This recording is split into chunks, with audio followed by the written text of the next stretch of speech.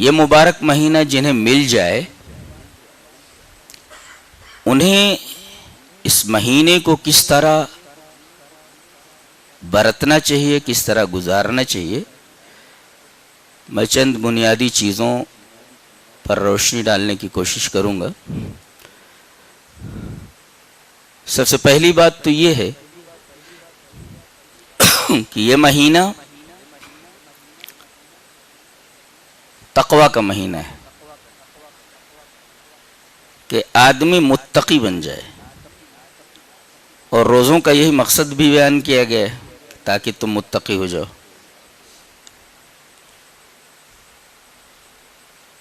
تقوی اگر زندگی میں آ جائے تو اس کا فائدہ کیا ہے وہ سمجھ لیتے ہیں۔ حدیث دیکھیں، حدیث اس طرح، وعن ابی ذر الغفاری رضی اللہ تعالی عنہ قال قال لی رسول اللہ صلی اللہ علیہ وسلم اتق اللہ حیثما کنت واتبع السیئة الحسنة تمحها وخالق الناس بخلق حسن، رواہ الترمذی فی ابواب البر والصلہ۔ حضرت امام ترمذی رحمہ اللہ ابواب البر والصلہ کے اندر یہ روایت لائے ہیں، اور راوی حضرت ابو ذر غفاری ہیں۔ فرماتے ہیں کہ نبی اکرم صلی اللہ علیہ وسلم نے مجھ سے کہا، قال لی رسول اللہ صلی اللہ علیہ وسلم، بطور خاص مجھ سے کہا، کیا کہا؟ اتق اللہ حیثما کنت، تم جہاں بھی رہو اللہ کا تقوی اختیار کرو، اللہ سے ڈرو۔ دکان میں ہو تو اللہ سے ڈرو، مکان میں ہو تو اللہ سے ڈرو، راستے پہ چل رہے ہو تو اللہ سے ڈرو، لین دین کسی سے کر رہے ہو تو اللہ سے ڈرو، کہیں جھگڑا لڑائی کی بات آ جائے تو اللہ سے ڈرو، دکان میں ہو تو اللہ سے ڈرو۔ اللہ بتائیے، اگر ان تمام جگہوں پر، جیسا کہ نبی نے فرمایا حیثما کنت، جہاں بھی تم رہو، اگر آدمی ہر جگہ اللہ سے ڈرنے لگے تو وہ کیسا انسان ہوگا، اندازہ لگائیے۔ یہی نا کہ جو قدم رکھے گا وہ پھونک پھونک کر رکھے گا، وہ یہ دیکھے گا کہ میں یہ جو قدم رکھ رہا ہوں کہیں اللہ مجھ سے ناراض تو نہیں ہو جائے گا، کہیں ایسا تو نہیں کہ میں بے خوف ہو کر کے بغیر اللہ سے ڈرے یہ قدم رکھ رہا ہوں، پوری زندگی بدل کر کے رہ جائے گی۔ تو تقوی کا ایک اثر تو دنیاوی زندگی پر ہوتا ہے کہ آدمی کی پوری زندگی منظم ہو جاتی ہے، پوری زندگی مرتب ہو جاتی ہے، اور کسی آدمی کی زندگی کا منظم و مرتب ہو جانا یہ بہت بڑی سعادت کی بات ہے۔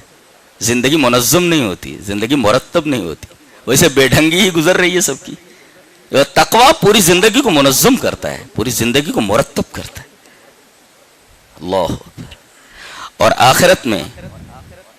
اگر یہ چیز آدمی لے کر کے گیا ہے تو جنت کی وراثت اسی کے لیے، وہ جنت کا وارث ہے۔ اللہ تبارک تعالیٰ نے ارشاد فرمایا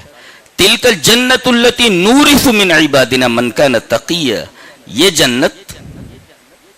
جس کا ہم اپنے بندوں کو وارث بنانے والے ہیں،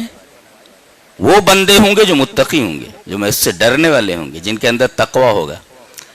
اس آیت کریمہ میں ایک بڑا اچھا نقطہ بیان کیا گیا ہے، یہ نہیں فرمایا اللہ نے کہ جو تقوی لے کر کے آئے گا میں اسے جنت دوں گا، ایسا نہیں کہا، میں اپنے متقی بندوں کو جنت کا وارث بنا دوں گا۔ آپ جانتے ہیں نا وراثت فری میں ملتی ہے، باپ مر گیا یا کوئی شخص مر گیا اور صحت نسب ہے، یہ صحت نسب ہی کافی ہے، نسب کا ثابت ہونا کافی ہے، بس محنت نہیں کہ بغیر محنت کے پوری کی پوری پراپرٹی ہاتھ آ گئی، نہیں، وراثت میں ایسا ہی ہوتا ہے نا، اس نے کچھ کما کر کے تھوڑی رکھا ہوتا، کماتا کوئی ہم ملتا کسی کو ہے، وراثت اسی کو بولتے ہیں، بغیر کچھ کیے ہوئے مال کا ہاتھ آ جانا۔ اللہ فرما رہا ہے ہم جنت کا وارث بنانے والے، اس کا مطلب یہ ہے کہ تمہارے اعمال کا صلہ نہیں ہے جنت، یہ اللہ کا تفضل، اللہ کا کرم اور اللہ کا احسان ہے کہ تمہیں جنت دے دے، ورنہ تمہارے عمل کتنے ناقص ہیں، ایک بھی عمل آپ کا مکمل نہیں ہے، اور آپ کی پوری زندگی لمیٹڈ ہے، تو آپ کے سارے اعمال لمیٹڈ ہیں۔ ظاہر ہے کہ لمیٹڈ اعمال کے بدلے میں اگر ان لمیٹڈ انعامات دیے جا رہے ہیں تو اللہ کا احسان ہی تو ہے، اللہ کا رحم ہی تو ہے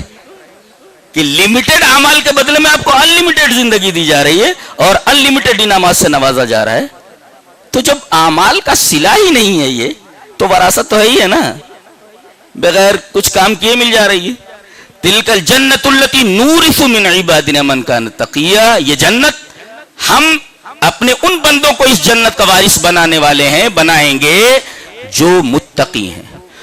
خلاصہ یہ نکلا کہ جنت ان لوگوں کے لیے ہے جو اللہ سے ڈرتے ہیں, اللہ کا تقوی اختیار کرتے ہیں, جن کی زندگی میں تقوی ہے,